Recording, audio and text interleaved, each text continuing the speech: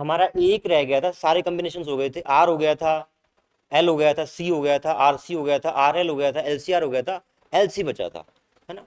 तो L C oscillation देखते हैं क्या होता है। एल सी ऑसिलेशन को देखने से पहले आपको स्प्रिंग ब्लॉक सिस्टम का जो मोशन है वो ध्यान में होना चाहिए, जो हमने क्लास 11th में किया था। एक बार देखते हैं क्या था वो।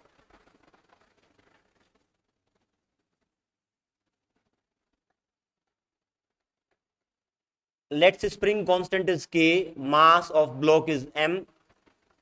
अभी आपका जो ब्लॉक है वो अपनी मीन पोजीशन पे है, कहने का मतलब आपका जो स्प्रिंग है वो नेचुरल लेंथ पे है, ना एक्सटेंडेड है ना कंप्रेस्ड है। ठीक बात है। अगर इसको मैं एक्सटेंड करके छोड़ता हूं तो it will keep on oscillating around its mean position, या कंप्रेस करके छोड़ूंगा तब भी वो मीन पोजीशन के अराउंड ऑसिलेट करता रहेगा। क्या इस केस में एनर्जी कंजर्व रहती है? If this surface is smooth, energy is conserved, है ना। आपका पोटेंशियल एनर्जी ही काइनेटिक में कन्वर्ट होता है, काइनेटिक ही पोटेंशियल में। वो आपका बेसिकली, फॉर एग्जांपल मैं बात करूं कि ये जब एक्सट्रीम पे है, एक्सट्रीम पे है, तो इसकी पोटेंशियल एनर्जी इज मैक्सिमम, है ना। जब ये अपने मीन पोजीशन पे आएगा तो पोटेंशियल एनर्जी इज मिनिमम, है ना, और काइनेटिक एनर्जी इज मैक्सिमम। इसका मतलब सारी की सारी पोटेंशियल काइनेटिक में कन्वर्ट हो गई है। उसके बाद सारी की सारी वापस पोटेंशियल में कन्वर्ट होगी, फिर काइनेटिक में, फिर पोटेंशियल में। It means total energy will keep on oscillating between two forms, kinetic as and potential energy. ठीक बात है। यहाँ पे मैथमेटिक्स क्या बना था? Maths was F equal to minus K X. इसको आपने फर्दर सोल्व किया था basically mass into acceleration minus K by X. इसको हम बार बार करते आए हैं पहले भी। Acceleration is double derivative of X. ये सबको समझ में आता है, क्योंकि ए को लिखेंगे D Y by D T और फिर वी को D X by D T, तो डबल डेरिवेटिव ऑफ एक्स हो गया ये, minus K by X D X square plus D T square minus K by M x.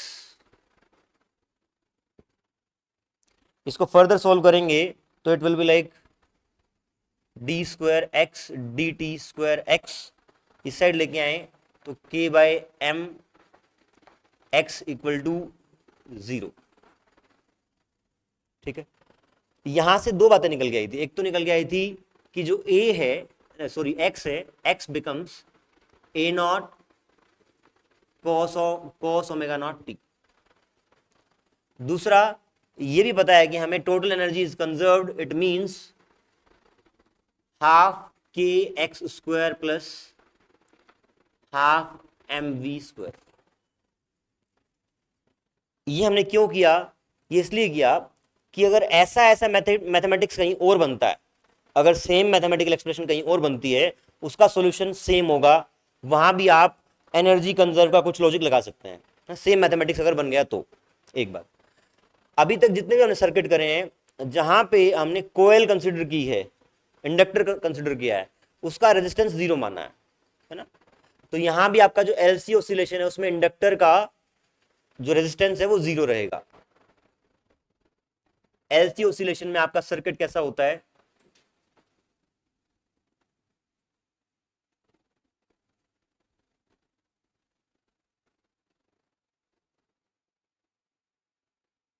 ये आपका capacitor है, ये इंडक्टर है, इसका कैपेसिटेंस सी है, इसका एल है।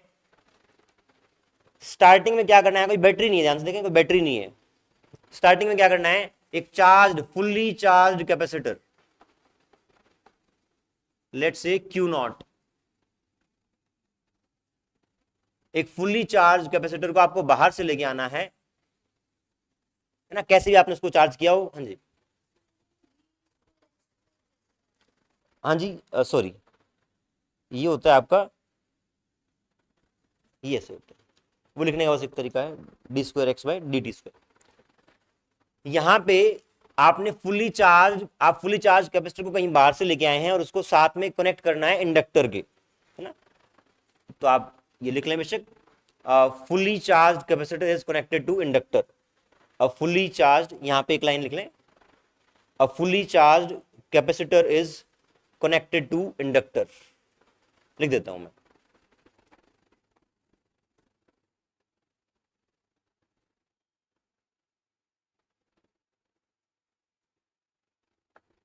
A fully charged capacitor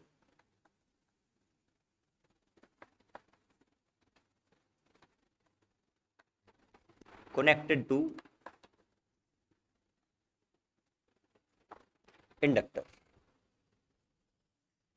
अगर यहां पे एक चार्ज Q नॉट है, तो आप बताएं कनेक्ट करने के बाद यहां से आपने कनेक्शन जब किया तो क्या ये चार्ज डिके करेगा?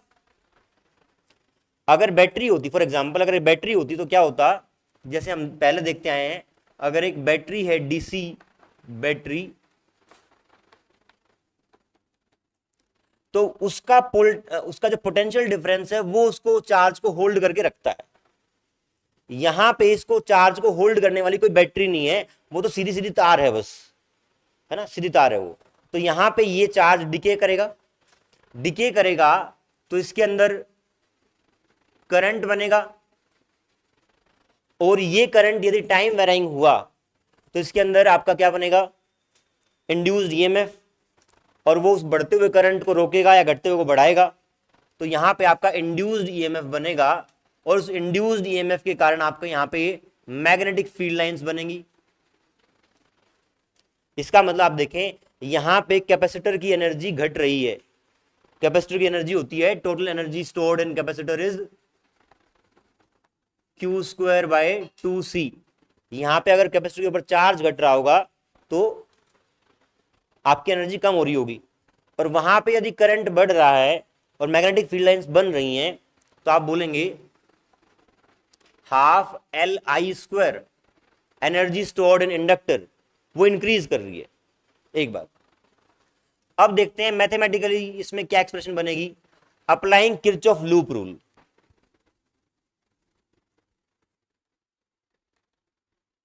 किरचॉफ लूप रूल, यहां से यहां बताएं आप पोटेंशियल अगर मैं ऐसे जाता हूं तो बढ़ेगा कि घटेगा? बढ़ेगा। क्यों बढ़ेगा? क्योंकि फील्ड आपकी ऐसे होगी, हम फील्ड के अलोंग आते हैं तो पोटेंशियल घटता है, और अगर अगेंस्ट जाते हैं तो आपका बढ़ता है। तो let's say potential has been increased by Q/C, इतना आपका पोटेंशियल इंक्रीज कर गया है। फर्दर जब आप यहां पे आएंगे तो आपका पोटेंशियल ड्रॉप होगा -L di/dt, -L di/dt। अगर ये वाला टर्म पॉजिटिव था तो इसको नेगेटिव होना पड़ेगा to make the whole term zero. इसका मतलब ये वाला टर्म क्या है, ये वाला टर्म पॉजिटिव है। एक बात, बट आप ये बताओ यहां पे जो किसी टाइम t पर जो चार्ज q है वो q घट रहा है क्या? q घट रहा है। अगर मैं एक्सप्रेशन बनाऊं dq/dt, it will B negative. यहां पे charge is decreasing with time, therefore dq/dt is negative, because charge is decreasing with time.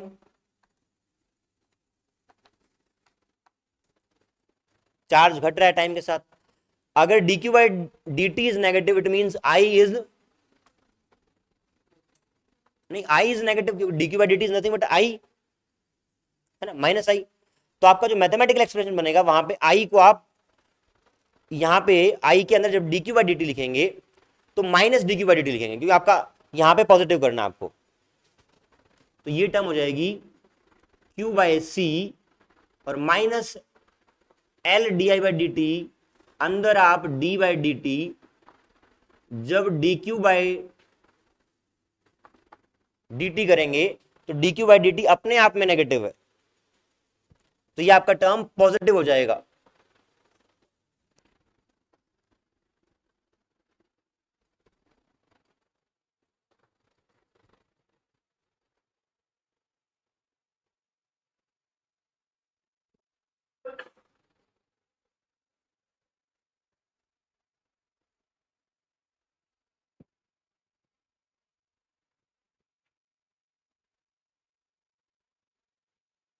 अच्छा, मिटाने का स्कोप आज शायद नहीं है, ठीक है। हमने देख लिया, ये टर्म बन गई आपकी, इसको आप यहां लिखें, ये हो जाएगा आपका Q by C plus L D square Q by D T square equal to 0। अगर मैं दोनों साइड एल से डिवाइड कर दूं, डिवाइडिंग इक्वेशन बाय एल, तो this term becomes D square Q by D T square equal to D double derivative 1/LC Q equal to 0। बताएं ठीक लिखा है क्या? वहां वाला सारा लिख लिया आपने? तब कर दूं?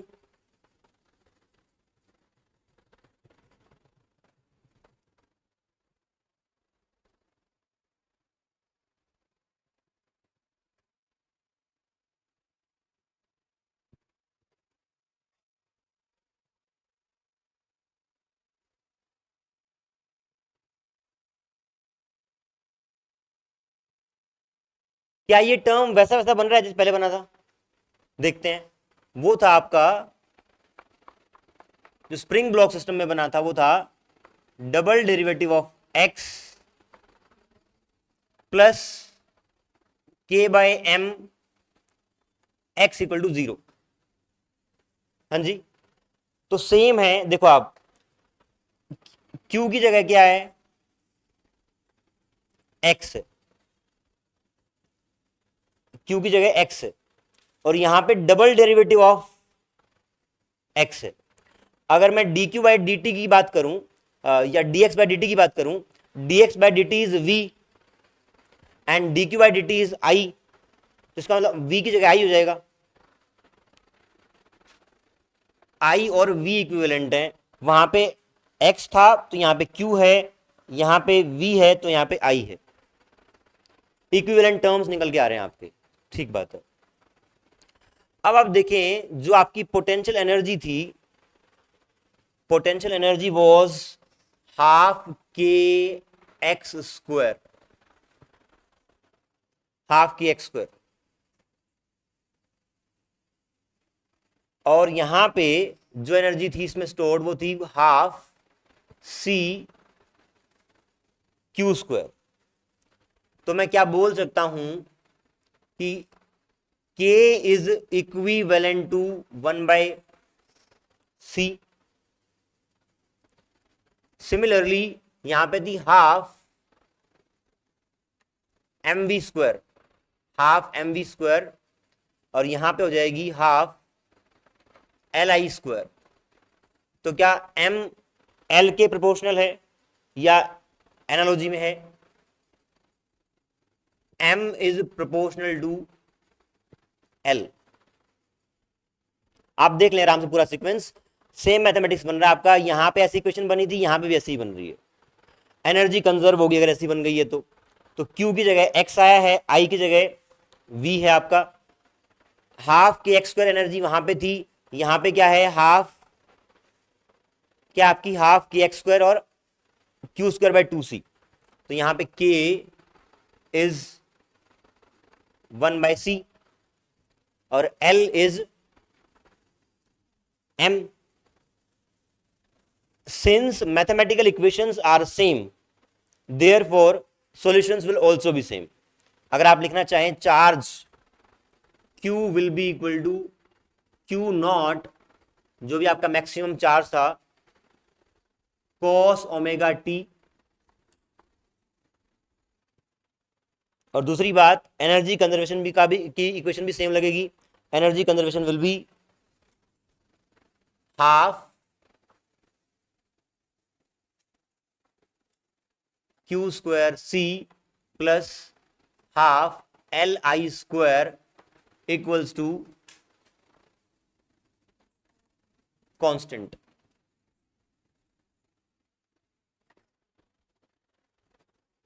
बताइए कांस्टेंट रहेगा?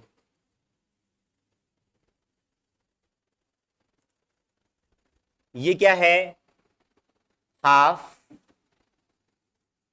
हाफ के x square plus half M we square constant थी, तो ये भी कांस्टेंट होगी। सब आपने पैरेलल्स लिखे हैं, के की जगह 1/c, एक्स की जगह q, एल की जगह m, आई की जगह v, और आपका कांस्टेंट टर्म।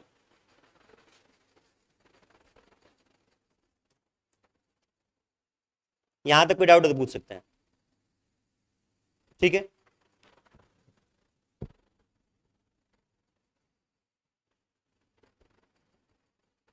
तो आप एक लाइन लिखेंगे, since since the mathematical expressions since the mathematical expressions are same as in spring block system, as in spring block system, therefore solutions will also be same, therefore solutions will also be same, full stop. Total energy will remain conserved, total energy will remain conserved, that is, ये आपका expression है half Q square by C, half L I square equal to constant, total energy remains conserved and it will keep on changing from one form to another.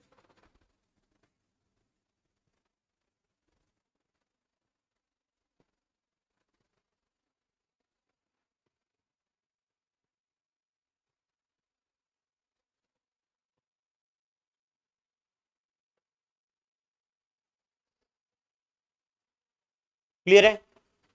तो आपका LC oscillation में क्या है, आपका capacitor store होगा charge के साथ, charge decay करेगा, वहां करंट बढ़ेगा, सारा चार्ज डिके कर जाएगा, तो वो करंट वहां मैक्सिमम होगा। उसके बाद करंट आपका फिर से कम होगा और यहाँ पे चार्ज स्टोर होगा, ठीक है। फिर वापस डिके, फिर चार्ज, ऐसे आपका ऑसिलेट करता रहेगा, कैपेसिटर चार्ज होगा, डिस्चार्ज होगा, and energy will keep on oscillating in two forms, that is आपकी एनर्जी ऑफ कैपेसिटर और energy of inductor in form of electric field and magnetic field. एक फॉर्म आपकी इलेक्ट्रिक फील्ड लाइंस के form में रहेगी और दूसरी मैग्नेटिक फील्ड लाइंस के फॉर्म में। इस तरीके से दोनों एनर्जी आपकी ऑसिलेट होती रहेंगी। ये आपका एलसी ऑसिलेशन था।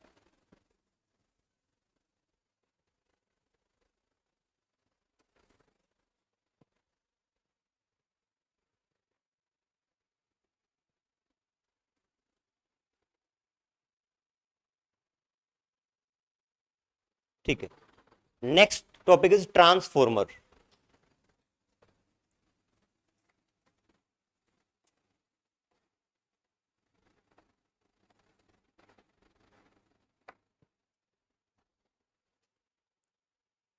हमने इस चैप्टर के स्टार्टिंग में बात की थी कि एसी करंट को लाने का क्या पर्पस है, मेन पर्पस है, क्या मेन पर्पस था? हाँ, स्टेप अप और स्टेप डाउन करना है।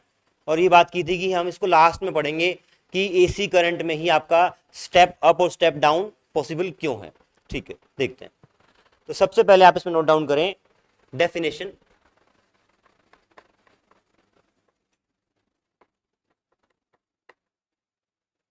देखिए आप, it is a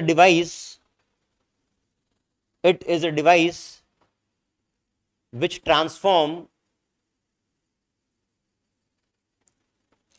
alternating voltage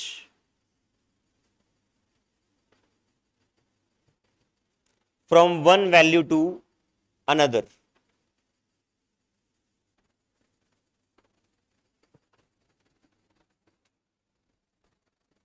आपका जो वोल्टेज है उसको एक से दूसरी वैल्यू में चेंज करता है, ट्रांसफॉर्म करता है, यही ट्रांसफॉर्मर का काम है कि स्टेप अप और स्टेप डाउन। ठीक है, प्रिंसिपल क्या है?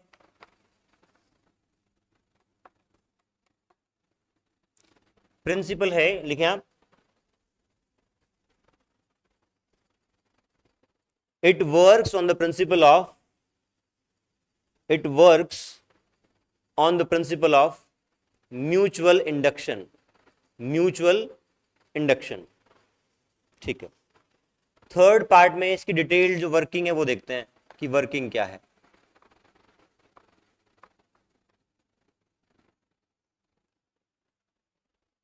आपका बेसिकली एक ऐसे सॉफ्ट आयरन का पीस होगा, यहां पे मटेरियल देखो, जो आपका ये बीच वाला पोर्शन है ना, ये एम्प्टी है, ऐसे ये आपका एक ऐसे लूप है एक तरीके से। यहां पे आप ऐसे वाइंडिंग्स करते हैं, इसको बोलते हैं प्राइमरी कोयल।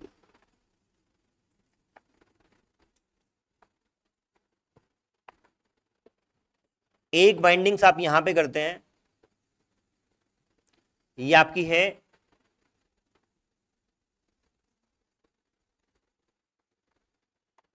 सेकेंडरी कोयल। प्राइमरी कोयल में number of total number of turns are NP, NP number of turns हैं, यहां पे एनएस इतने टर्न्स हैं।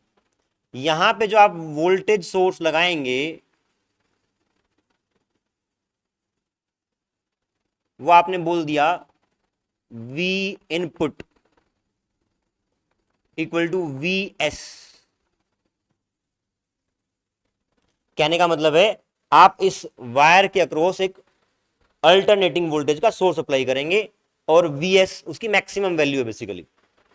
ठीक है, सिमिलरली यहां पे जो आपको आउटपुट मिलेगा वोल्टेज का, अभी देखेंगे कैसे मिलेगा वो। आपको जो आउटपुट मिला V output, it is VS।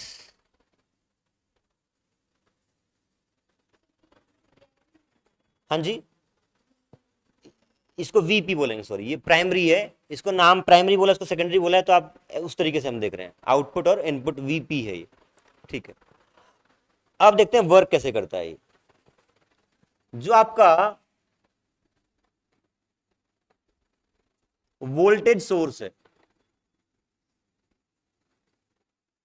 क्या वो AC है? आपका वोल्टेज सोर्स AC है, इट मींस जो करंट प्रोड्यूस होगा इस कोयल में वो AC होगा, AC current in primary coil.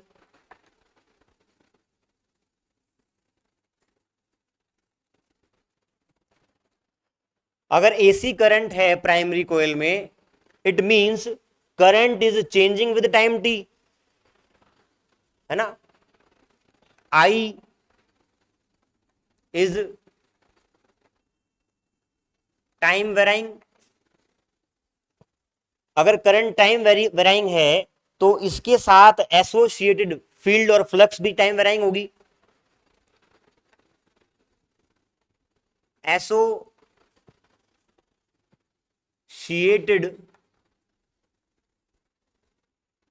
Field and flux will also be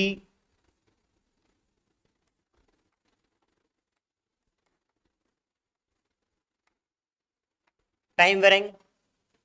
ठीक है, इसके साथ जो फ्लक्स एसोसिएटेड होगी वो भी टाइम वेरिंग होगी। क्या टाइम वेरिंग जो फ्लक्स है वो जब उसके थ्रू पास करेगी तो उसमें आपका जो फ्लक्स एंटर करेगा वो टाइम के साथ वेरी करेगा, और टाइम के साथ वेरी करेगा तो इंड्यूस्ड ईएमएफ जनरेट होगा। फ्लक्स इन सेकेंडरी कोयल भी आपका टाइम वेराइंग होगा, उससे इंड्यूस्ड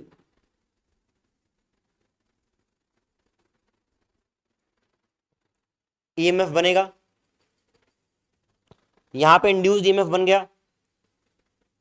अब आप खुद देखें, बहुत ध्यान से देखेंगे, अगर 1/4 साइकिल में करंट ग्रो किया तो flux associated with it also grew, वो बढ़ी, तो यहां से जो फ्लक्स पास होगी वो भी बढ़ेगी। तो बढ़ने के लिए वो करंट उसको अपोज करेगा, ठीक है, फर्स्ट 1/4 साइकिल में। सेकेंड 1/4 साइकिल में वो घटेगी तो उसको बढ़ाएगा, तो करंट उल्टी डायरेक्शन में चलेगा। थर्ड 1/4 में वो उल्टी डायरेक्शन में ग्रो करेगा, तो उसको अपोज करने के फिर से उल्टी में। तो कहने का मतलब जिस फ्रीक्वेंसी से ये करंट वेरी करेगा, वहां पे जो करंट पैदा होगा वो भी उसी फ्रीक्वेंसी से वेरी करेगा। हाँ जी, क्लियर है इतनी बात? लिखनी है पॉइंट? लिख लें। ये आपका फ्लो चार्ट बनाने के बाद आप लिखें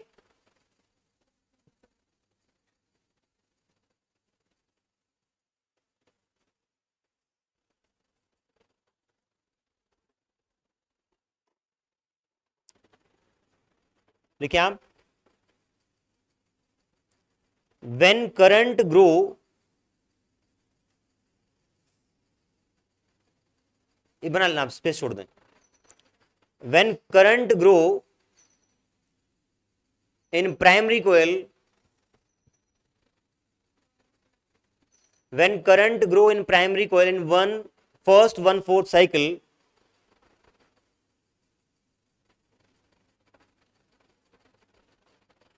induced current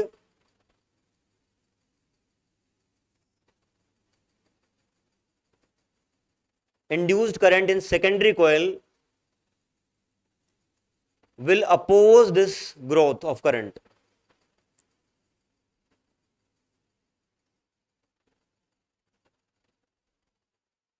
And in second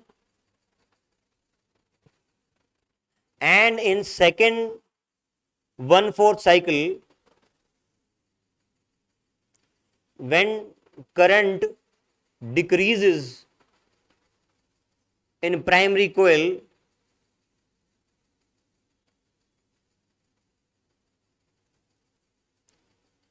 induced current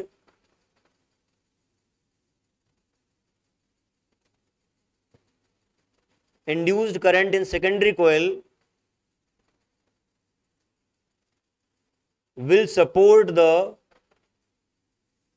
decreasing flux,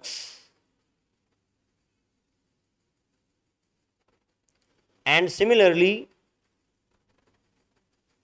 in the second half of cycle,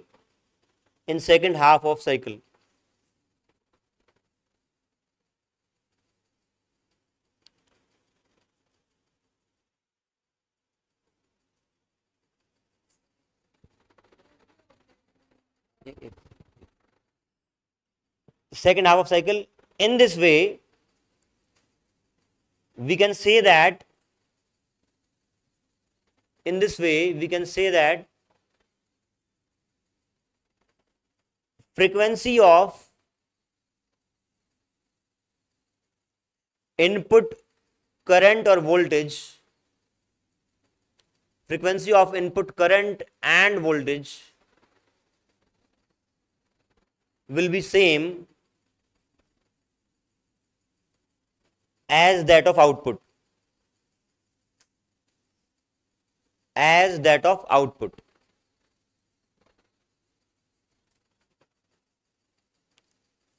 हाँ जी बताएं बेटा, क्या बोल रहे थे आप?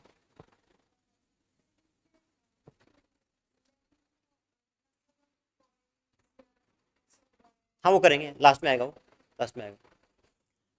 बेसिक क्लियर है?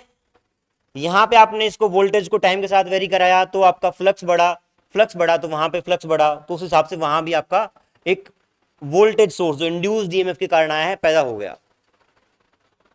ये आपका बेसिक वो है मैकेनिज्म, कि आपने प्रिंसिपल देखा ना कि म्यूचुअल इंडक्शन, इसके अंदर फ्लक्स चेंज हुआ तो वही फ्लक्स इसके अंदर भी चेंज हुआ और वहां पे आपका इंड्यूस्ड ईएमएफ बना। एक बात और देखेंगे, इस डायग्राम का एक अल्टरनेटिव और डायग्राम है, वो भी नोट कर लेंगे आप।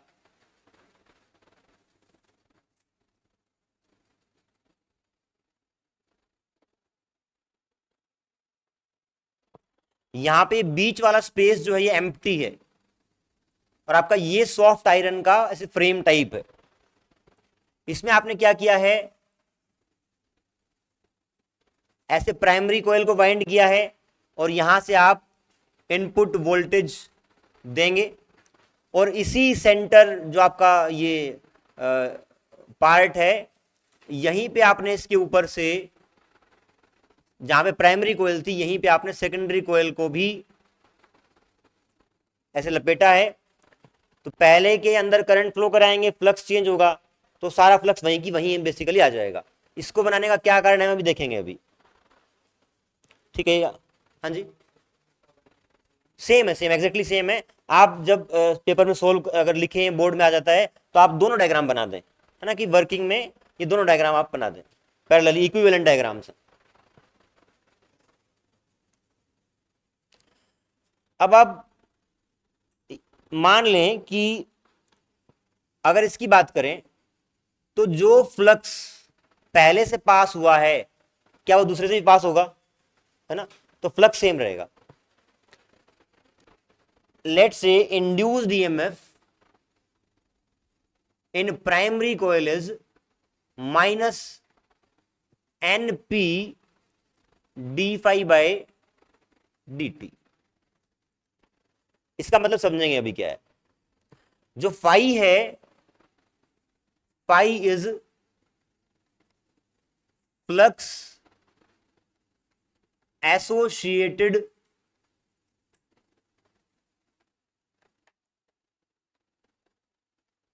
With single turn. यहां पे प्राइमरी कोयल के सिंगल टर्न के साथ जो फ्लक्स एसोसिएटेड है वो फाई है, और नंबर ऑफ टर्न्स एनपी हैं, तो टोटल फ्लक्स कितनी हो जाएगी, एनपी इंटू फाई। दोबारा बोल रहा हूं, flux associated with single turn of primary coil is phi, और इंटू एनपी कर दूंगा, NP is number of turns, तो टोटल फ्लक्स हो जाएगी। तो rate of change of flux is nothing but induced EMF, induced EMF है, ठीक बात। तो आपका इंड्यूस्ड ईएमएफ हो गया, सॉरी इंड्यूस्ड ईएमएफ नहीं, ये आपका, हाँ ये बात भी सही है, एक बात हमने छोड़ दी, यहां पे जब इसके थ्रू फ्लक्स चेंज होगा तो क्या सेल्फ इंडक्शन भी होगा। अगर पहले के अंदर फ्लक्स चेंज हुई तो उसका खुद का भी रहेगा, तो e p is this much, this is due to self induction.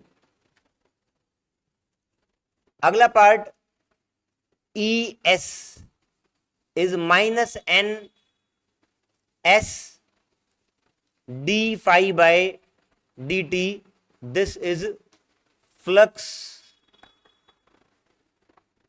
Associated with single turn of secondary coil. यहां पे आपका प्राइमरी कोयल था।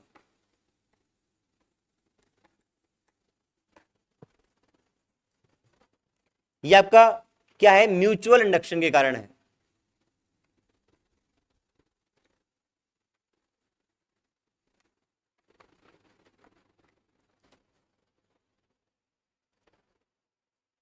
यहां तक क्लियर है। अब देखें आप यहां पे एक अप्रोक्सीमेशन लेंगे, क्या आप वो कहीं पे स्टार बना के लिख लें, क्या वो अप्रोक्सीमेशन है या अजम्पशन है। Resistance of these two coils is negligible और ऑलमोस्ट जीरो, लिख लें आप ये बात। Resistance of these two coils is negligible और वेरी स्मॉल, बहुत कम है, ऑलमोस्ट जीरो है।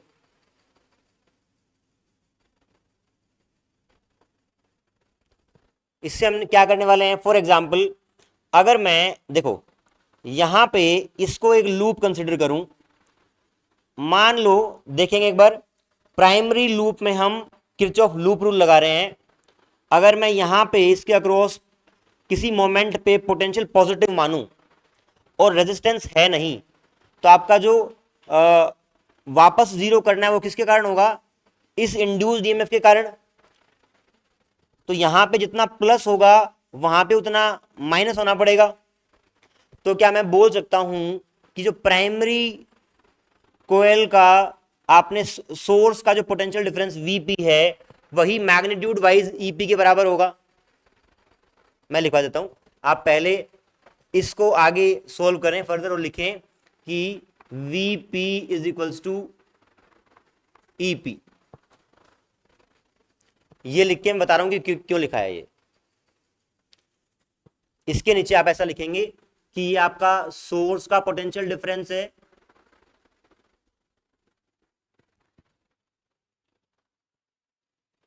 देखें आप, अगर इसका रेजिस्टेंस 0 है तो यहां पे जितना आपका प्लस वीपी पोटेंशियल का प्लस वीपी हुआ होगा, इसके अक्रॉस उतना ही माइनस ईपी होना पड़ेगा, तो दोनों का मैग्नीट्यूड बराबर रहेगा। यस और नो? यस।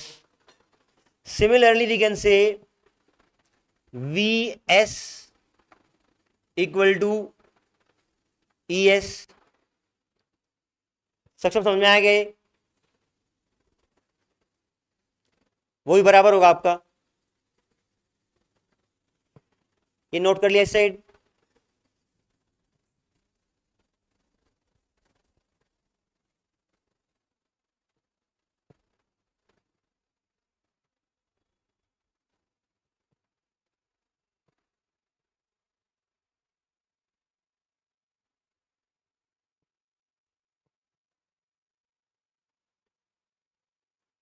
अब देखिए आप, अगर मैग्नीट्यूड की बात करेंगे तो EP VP equal to NP D phi by D T. VS ES NP D phi by D T NS. एक बात बताइए, यहां पे मैंने फाई दोनों जगह सेम लिया है, flux passing through single turn of both coils is same. इसका मतलब मैं यहां पे एज्यूम कर रहा हूं कि जो एक के अंदर फ्लक्स था वही दूसरे के अंदर भी जाएगा, सारी की सारी फील्ड लाइंस वहां पे जाएंगी। There is no flux leakage. ये आप स्टार बना लें। Why we have considered this phi and this phi same, यहां पे फाई पी और फाई एस क्यों नहीं लिखा? Because the field passing through this coil enters into the second coil, there is no flux leakage। Word भी important है, no flux leakage.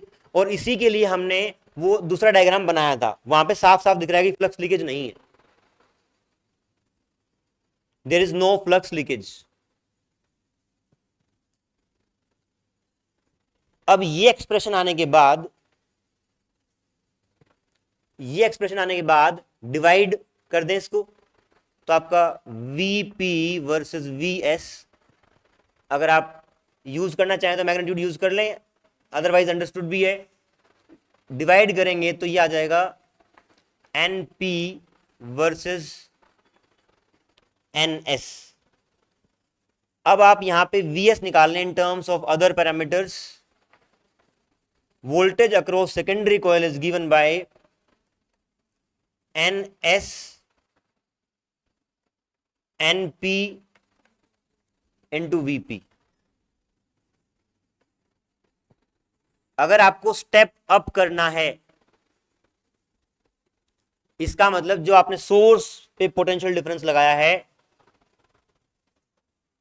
मतलब secondary में ज्यादा होना चाहिए स्टेप अप के लिए, है ना। हमें क्या करना है, जिस पोटेंशियल डिफरेंस पे यहां पे करंट मिल रहा है वहां पे आपका वो ज्यादा मिलना चाहिए, वो स्टेप अप कहलाएगा। स्टेप अप के लिए आपका Ns ज्यादा होना पड़ेगा, Ns should be greater than Np। Expression ठीक बनाया गया हमने, Vp Vs Vs equal to Ns Np Vp, ठीक बनाया।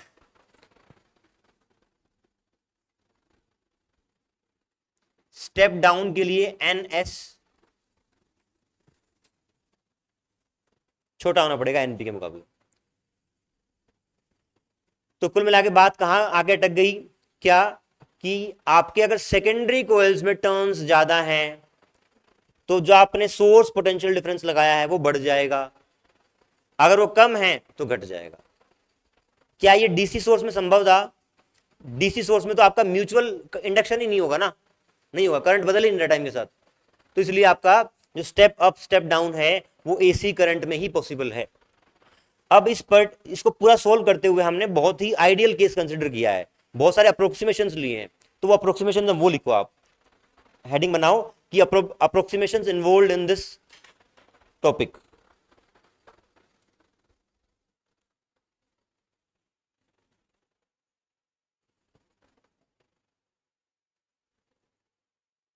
सबसे पहला हमने जो मटेरियल, ये वायर जिसके ऊपर लपेटी है, उसको बोलते हैं कोर ऑफ ट्रांसफॉर्मर।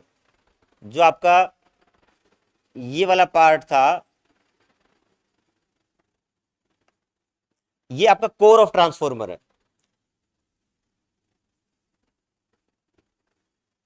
ना। तो पहला लिखें आप, core of transformer is made up of soft iron. Core of transformer is made up of soft iron.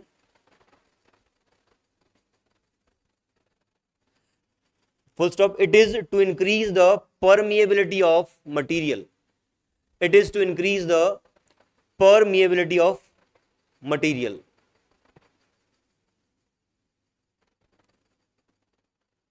permeability of material क्या होता है, हमने डिस्कस किया था, जस्टी बताओ बेटा।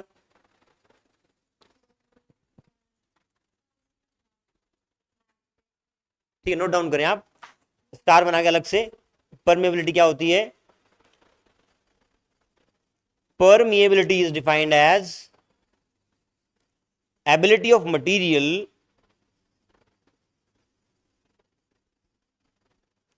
to allow the passage of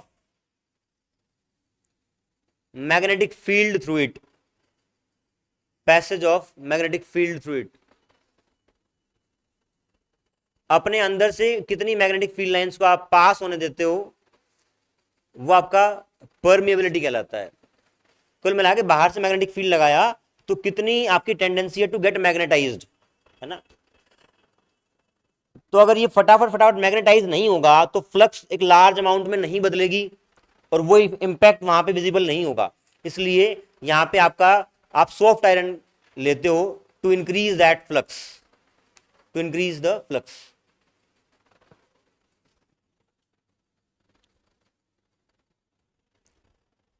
इसके बाद आप लिखें second approximation, hysteresis loss is zero. Hysteresis loss is zero.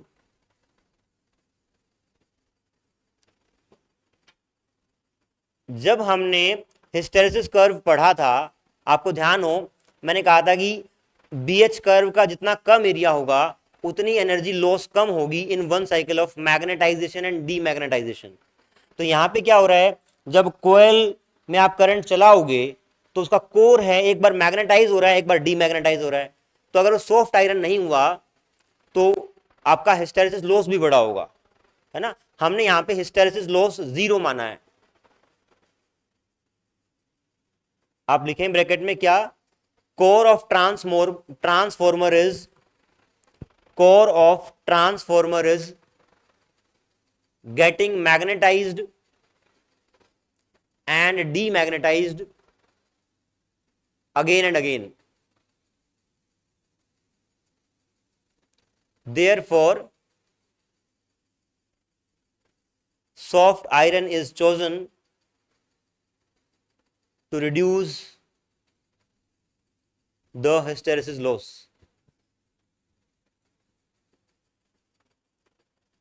Third approximation, eddy current losses due to eddy currents, energy loss due to eddy currents is also considered as zero.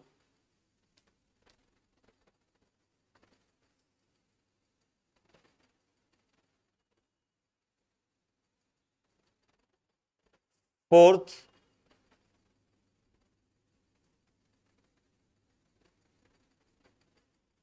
there is no flux leakage between two coils. There is no flux leakage between two coils. इसका मतलब एक में जितनी flux generate हो रही है वो दूसरे के थ्रू पास कर रही है। जो सेकंड डायग्राम हमने बनाया था हालांकि यहाँ पे ऐसा फील आता है कि कुछ ना कुछ हो सकता है कि फ्लक्स बाहर निकले, तो सेकंड डायग्राम है वो ऊपर नीचे ही है, तो आपकी एक की फ्लक्स दूसरे के थ्रू वैसी की वैसी जाएगी, तो flux will not change, flux leakage will be zero.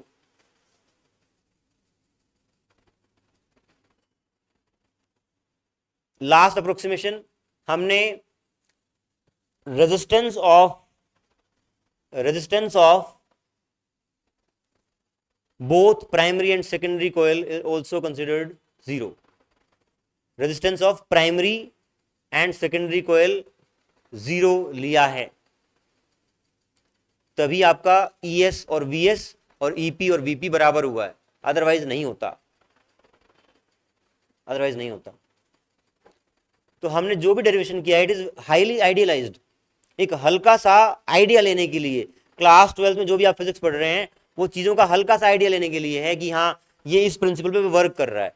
Transformer की जब आप बारीकियों में जाएंगे तो सारे मतलब जो प्रैक्टिकल चीज़ें हैं वो आएंगी और फॉर्मूले बहुत बदलते हैं। तो ये उस तरीके से ही है कि बहुत आपको बेसिक चीज़ बताई गई है, अगर आप आगे फर्दर इंजीनियरिंग करते हैं तो वहाँ पे ये बारीकियाँ बताई जाएंगी, इलेक्ट्रिकल इंजीनियरिंग में अगर आप जाते हैं तो। ठीक है, तो ये आपका ट्रांसफॉर्मर हुआ। ट्रांसफॉर्मर में आई थिंक और तो कुछ नहीं बचा,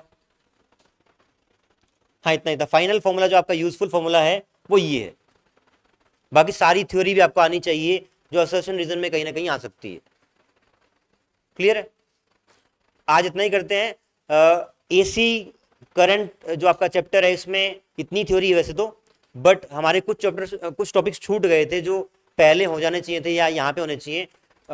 current growth and decay in capacitor and inductor, एक तो वो, और एक आपको वो छुड़वा दिया गया था, कलर कोडिंग का रहता है एक रेजिस्टेंस का। ये दो टॉपिक हम कल क्लास करके और फिर आपका ये वाला पार्ट खत्म हो जाएगा। Thank you.